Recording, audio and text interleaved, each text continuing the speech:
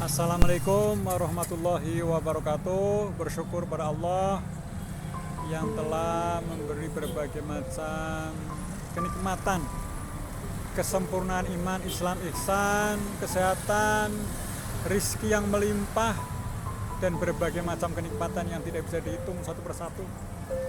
Salam dan salawat ya sanjungkan kepada Nabi besar Muhammad Sallallahu Alaihi Wasallam. Itulah pemimpin kita yang wajib kita tiru dan kita contoh. Mudah-mudahan di hari akhir kita mendapat syafaat. Amin ya Allah ya Rabbal Alamin. Kita akan bahas surat Al-Anfal.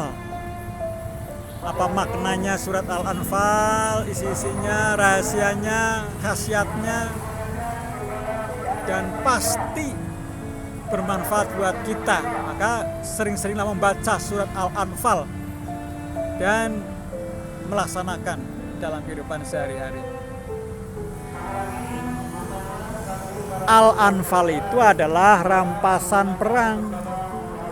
Surat Al-Anfal terdiri dari 75 ayat dan termasuk golongan surat-surat Madaniyah karena seluruh ayat-ayatnya diturunkan di Madinah. Surat ini dinamakan Al-Anfal yang berarti harta rampasan perang.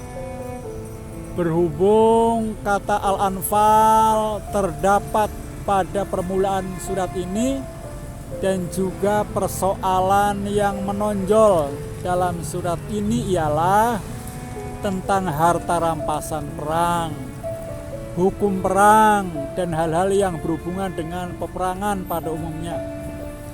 Menurut riwayat Ibnu Abbas radhiyallahu an, surat ini diturunkan berkenaan dengan perang Badar Kubro yang terjadi pada tahun kedua Hijrah.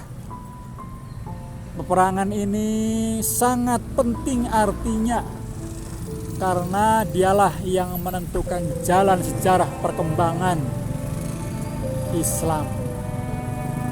Pada waktu itu umat Islam dengan berkekuatan kecil untuk pertama kali dapat mengalahkan kaum musyrikin yang berjumlah besar dan perlengkapan yang cukup, dan mereka dalam peperangan ini memperoleh harta rampasan perang yang tidak sedikit.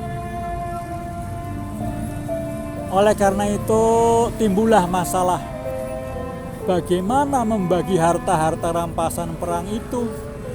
Maka kemudian Allah menurunkan ayat pertama dari surat ini. Selain hal-hal tersebut, di antara pokok-pokok isinya adalah satu, tentang keimanan. Allah selalu menyertai orang-orang yang beriman dan melindungi mereka. Menentukan hukum-hukum agama itu hanyalah hak Allah. Jaminan Allah terhadap kemenangan umat yang beriman. Inayat Allah terhadap orang-orang yang bertawakal hanyalah Allah yang dapat mempersatukan hati orang-orang yang beriman. Tindakan-tindakan dan hukum-hukum Allah didasarkan atas kepentingan umat manusia. Adanya malaikat yang menolong barisan kaum muslimin dalam perang Badar.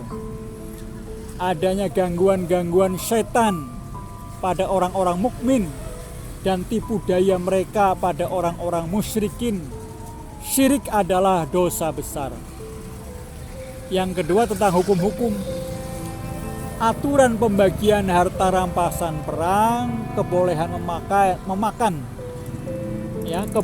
memakan harta rampasan perang, larangan lari atau mundur dalam peperangan, hukum mengenai tawaran perang pada permulaan Islam, kewajiban taat kepada pemimpin dalam perang, keharusan mengusahakan perdamaian, kewajiban mempersiapkan diri dengan segala alat perlengkapan perang, ketahanan mental sabar dan tawakal serta mengingat Allah dalam peperangan, tujuan yang besar dalam perang dalam Islam, larangan khianat kepada Allah dan Rasul serta amanat, larangan mengkhianati perjanjian. Kaum muslimin muslimat rahimakumullah. Surat Al-Anfal menerangkan hal-hal yang berhubungan dengan peperangan pada umumnya, khususnya menerangkan perang Badar, yaitu peperangan yang menentukan jalan sejarah Islam dan Muslim.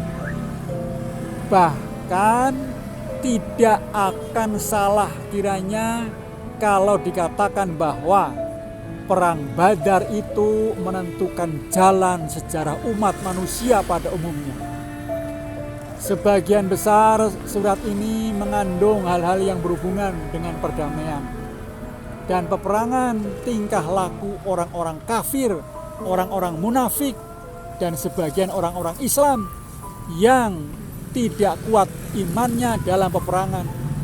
Kemudian ditegaskan bahwa Allah menolong orang-orang yang beriman dan menghancurkan orang-orang kafir dan orang-orang munafik adalah merupakan sunnahnya yang tidak dapat dipungkiri bentuknya, sebagaimana pernah terjadi pada Fir'aun dan kaumnya serta umat-umat yang sebelumnya. Lalu persesuaian surat Al-Anfal dengan surat At-Taubah seperti apa?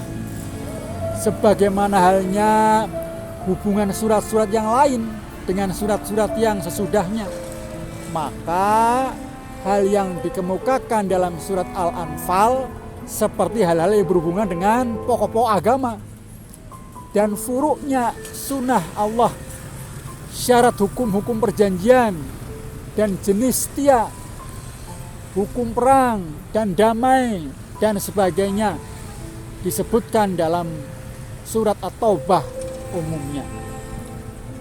Perjanjian yang dikemukakan surat Al-Anfal dijelaskan oleh surat At-Taubah, terutama hal-hal yang berhubungan dengan pengkhianatan musuh terhadap janji-janji mereka.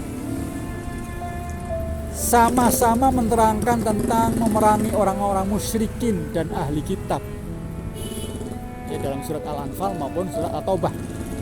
Surat Al-Anfal mengemukakan bahwa yang mengurus dan memakmurkan masjid, ya, Masjidil Haram, itu ialah orang-orang yang bertakwa.